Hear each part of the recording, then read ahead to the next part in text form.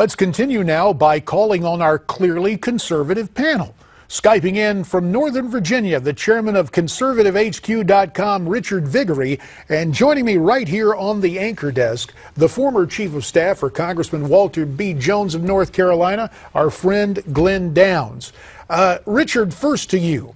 The RNC severing ties with NBC, canceling that February debate. Is this the right move?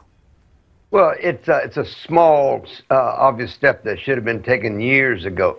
The idea that Republicans are going to turn over to their political opponents, agents of Hillary, the mainstream media. It's not just NBC, it's CNN, it's ABC, CBS. And, you know, we've got failed leadership in the House of Representatives, Republicans do, in the Senate also, now at the Republican National Committee. Is there anybody in the Republican Party at the national level that can play this game?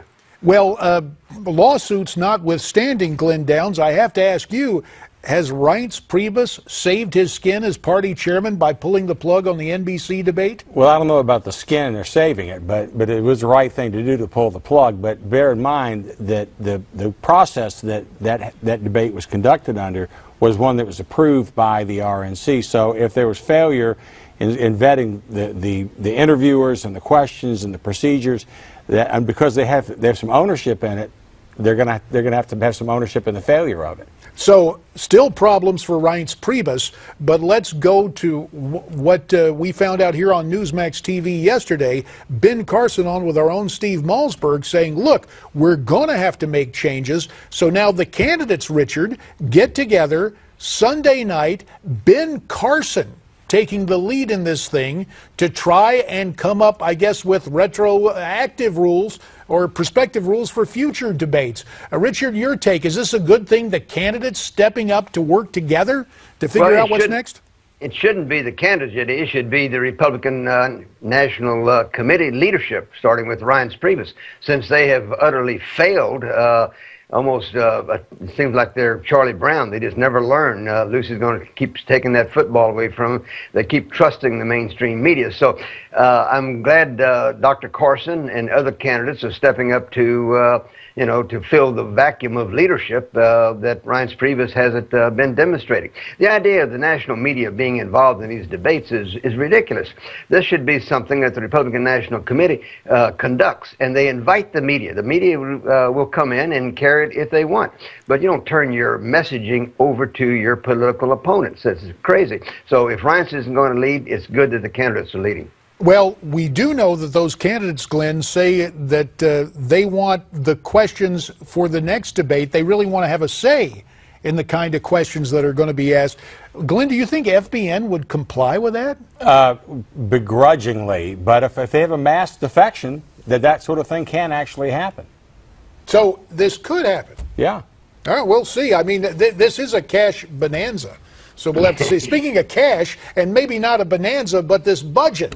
What? It comes out of the Senate, Richard, at 3 a.m. We thought that Rand Paul was going to fight this thing on the floor, but I guess that got short-circuited. The dead of night, the same old Washington spending, Richard. It does not augur well for the Republican Party or the nation. Absolutely. You know, after the Republicans were handed a massive landslide victory in November 2014, in December of that same year, they act as if they had lost the election, and they've been conducting themselves ever since.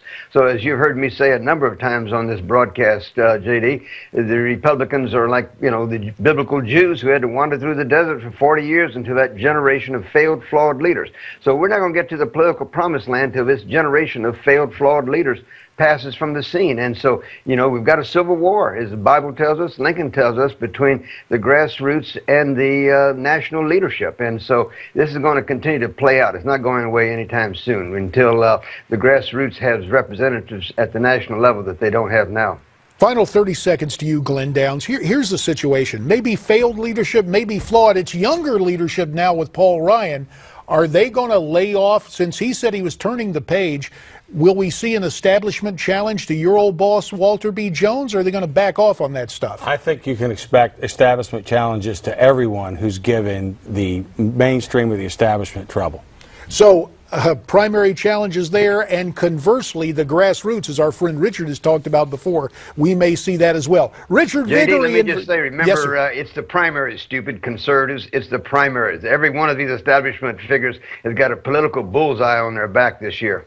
Fair enough. Richard Viguerie from Northern Virginia, Glen Downs here on the anchor desk. We thank you both very much.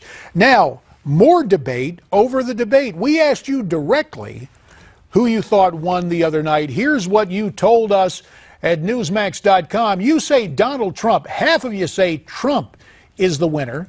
Then you have Ted Cruz at 21%, Ben Carson at 13%, and Marco Rubio, the last candidate in double digits, at 11%. Now, if you didn't see it that way, there's still time for you to vote. Here's the way you do it. Go to NewsmaxPolls.com. Coming back with former world chess champion Garry Kasparov next.